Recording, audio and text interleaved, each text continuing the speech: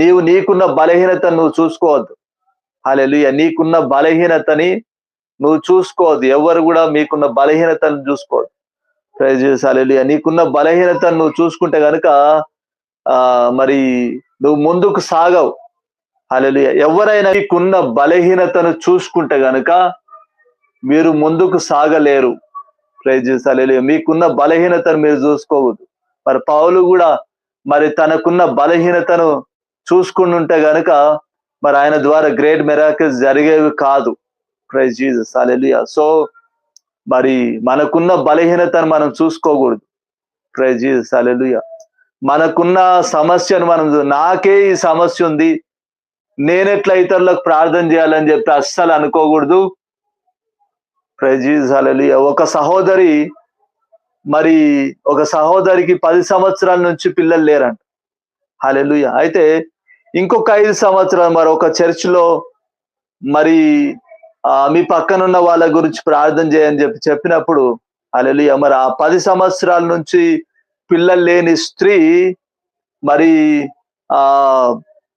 తన తన పక్కన ఇంకొక 5 సంవత్సరాల నుంచి పిల్లలు లేని స్త్రీ ఉంది. హల్లెలూయా. అయితే ఈ 5 సంవత్సరాల నుంచి పిల్లలు లేని ఆమెకి ఈమె 10 సంవత్సరాల నుంచి పిల్లలు లేరన్న సంగతి తెలియదు.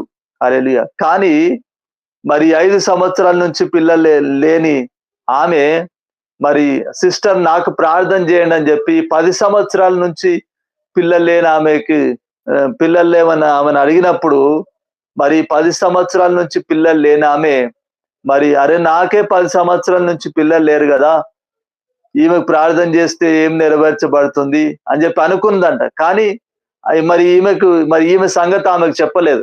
అరే చెప్పకుండా ఆమె ప్రార్థన చేయమని అడిగినందుకు ప్రార్థన చేసేసింది. హల్లెలూయా.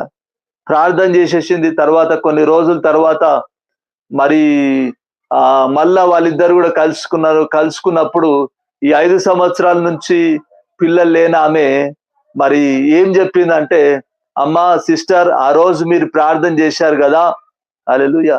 సో ఇప్పుడు నేను వట్టి మనిషిని కాదు, నా గర్భం తెరవబడింది. Hallelujah. Praise Jesus. Hallelujah. Hallelujah. ఇప్పుడు నాకు మరి కుమారుణ్ణి మరి ఒక కుమారుడు పుట్టాడని చెప్పింది. Hallelujah. Praise Jesus. Hallelujah. Hallelujah. అయితే మరి ఏమనుకుందంట, అయ్యా మరి నాకు 10 సంవత్సరాల నుంచి పిల్లలు లేరు కదా, ఈమె ప్రార్థన చేస్తే ఈమెకి అయిపోయి మరి నా సంగతి ఏందనుకుందంట. హల్లెలూయా. ఆరోగ్యం సరిగ్గా లేక డాక్టర్ దగ్గరికి వెళ్ళేసరికి అమ్మ నువ్వు వట్టి మనిషివి కాదు, నీ కడుపులో ట్విన్స్ ఉన్నారని చెప్పారంట. Praise Jesus. హల్లెలూయా. అంటే ఇప్పుడు ఆమె నాకే 10 సంవత్సరాల నుంచి పిల్లలు లేరు కదా, నేను ఈమెకి ఎట్లా ప్రార్థన చేస్తా అని చెప్పి ఆమె ఆగిపోయి ఉంటే హల్లెలూయా ఆమెకు పిల్లలు పుట్టేవారు కాదు, ఈమెకు పిల్లలు పుట్టేవారు కాదు.